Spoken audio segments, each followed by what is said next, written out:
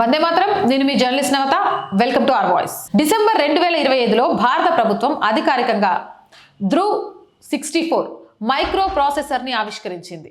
ఇక ధ్రువ్ 64 కేంద్ర ప్రభుత్వ సంస్థ అయిన CDAC centre for development of advanced computing micro processing development programme కింద రూపొందించారు.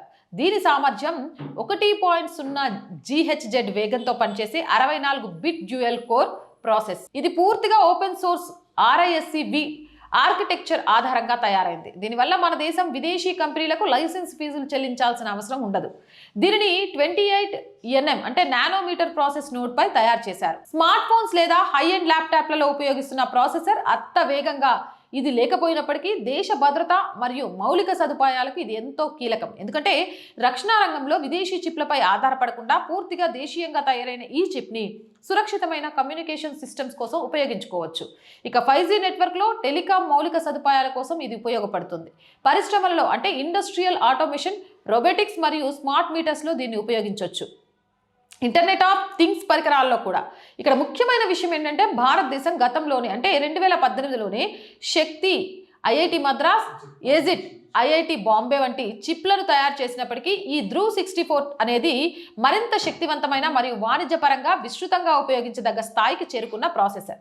ఇది ఆత్మనిర్భర్ భారత్ మరియు సెమీకండక్టర్ రంగంలో భారత్ సాధించిన ఒక పెద్ద మైలురాయి.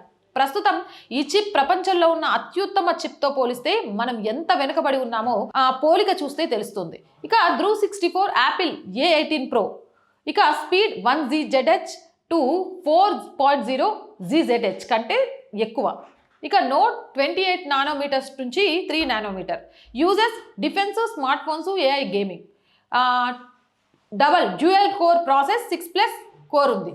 ఈ ధ్రువ్ 64 చిప్ ఇంత తక్కువ స్పీడ్ ఉన్నా మనం ఎందుకు సంబరపడాలి అంటే మనం ఒక సూపర్ ఫాస్ట్ ఫెరారీ కారును తయారు చేయలేదు, కానీ మన సొంత అవసరాల కోసం మన టెక్నాలజీతో మనమే ఒక దృఢమైన కారును తయారు చేసుకున్నాం అన్నమాట.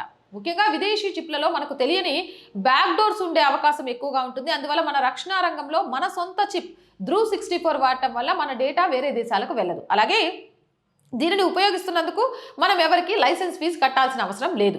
సెమీకండక్టర్ తయారీ రంగంలో మనం ఎందుకు ఇంత వెనుకబడి ఉన్నామో కారణాలు విశ్లేషిస్తూ ఆ గతంలోనే నేను చాలా వీడియోస్ చేశాను. అది చూడని వాళ్ళు ఎవరైనా ఉంటే దాన్ని కూడా చూడండి, చాలా క్లియర్గా అర్థమవుతుంది. ఏదేమైనా రక్షణ రంగంలో అలాగే ఆత్మనిర్భర్ భారత్లో భారత్ వేసే ప్రతి అడుగు కూడా సక్సెస్ అవుతూ ముందుకెళ్ళడం అనేది ఒక భారతీయురాలుగా నేను చాలా గర్వపడుతున్నాను. మరి మీరేమంటారు? మీ అభిప్రాయం ఏంటి? కామెంట్ చేయండి. మోర్ వీడియోస్ కోసం ఛానల్ని వెంటనే సబ్స్క్రైబ్ చేయండి. ఆర్ వాయిస్ పొలిటికల్ రెండు మన ఛానల్సే, మర్చిపోకుండా సబ్స్క్రైబ్ చేయండి. కంటెంట్ బాగుంటే లైక్ చేయండి, షేర్ చేయండి. జై హింద్, జై భారత్.